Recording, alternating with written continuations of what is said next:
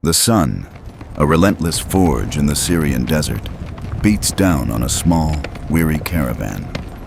Dust swirls, thick as a shroud, obscuring the horizon. Yazid bin Abi Sufyan, his face grimed with sweat and grit, rides at the head of the column. His hand rests on the hilt of his sheathed sword, a silent promise. They aren't traveling, they are retreating. The scouts had returned with news that chilled the blood.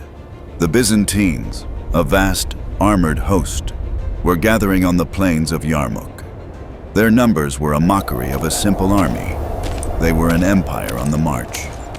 A young rider, his mount foaming at the mouth, gallops back from the rear. He points frantically behind them, not just a distant cloud of dust, but the glint of polished metal.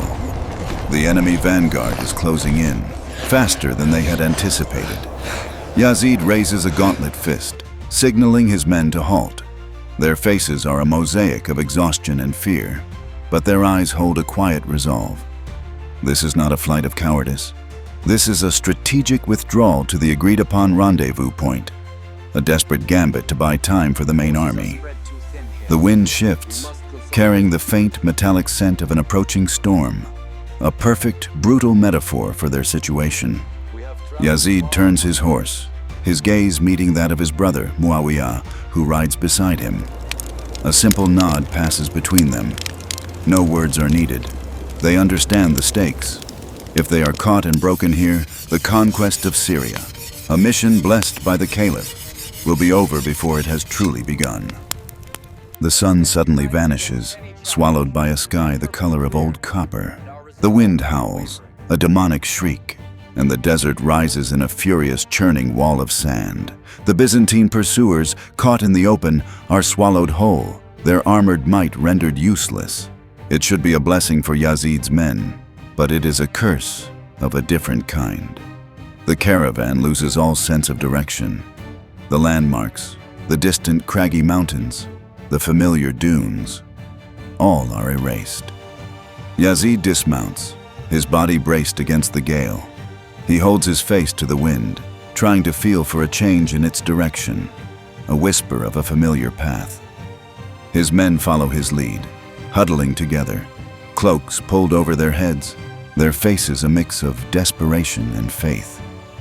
Days turn into an eternity of blinding sand and gnawing thirst. The waterskins are dangerously low. The dates, their sole provision, are rationed to a single, precious piece. Yazid, once the leader of a retreat, is now the leader of a desperate survival effort.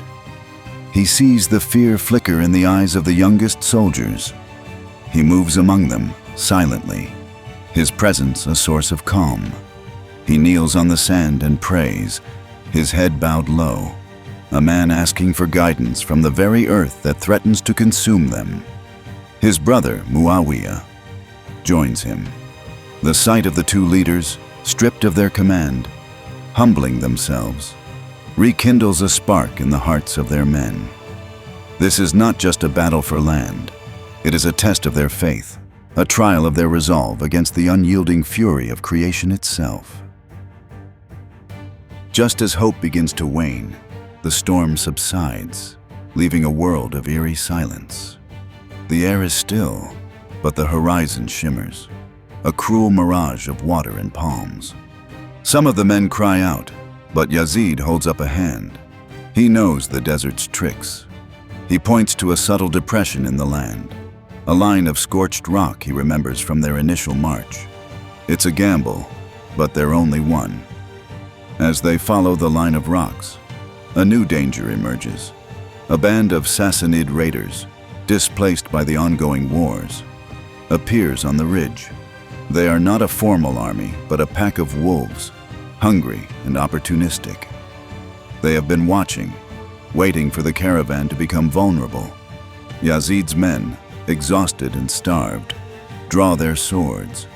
They are outnumbered and weakened. Yazid, though, smiles grimly. This is a different kind of fight. This isn't a battle of grand strategy, but a raw, personal struggle for survival. He dismounts, his brother beside him. and they stand shoulder to shoulder, a wall of two against the approaching horde. The raiders, seeing the small, defiant force, laugh with contempt, expecting an easy slaughter. The laughter dies in their throats. Yazid and Muawiyah fight not like commanders, but like lions protecting their pride. Their movements are a fluid dance of survival, their blades a blur. The men, seeing their leaders fight with such ferocity, find a primal strength. The battle is a whirlwind of steel, sweat, and sand. It is short, brutal, and utterly decisive. They leave the bodies of the raiders in the sand, a grim marker of their triumph. The victory, however, is hollow. The waterskins are empty. The path they must now take leads upward, through a narrow, treacherous mountain pass. It is their only way to the main army, but it is a final, grueling test. The sun returns with a vengeance, the heat radiating off the red rock. The men, their muscles screaming in protest, begin the slow, agonizing climb. Some stumble, their legs giving out. Yazid and Muawiyah move among them, not with orders, but with hands to steady and shoulders to lean on. Yazid gives his own horse to a failing soldier and walks, his boots kicking up dust with every painful step. He sees one of the younger men collapse, his eyes glazed with fever. Yazid kneels, lifts the man, and carries him.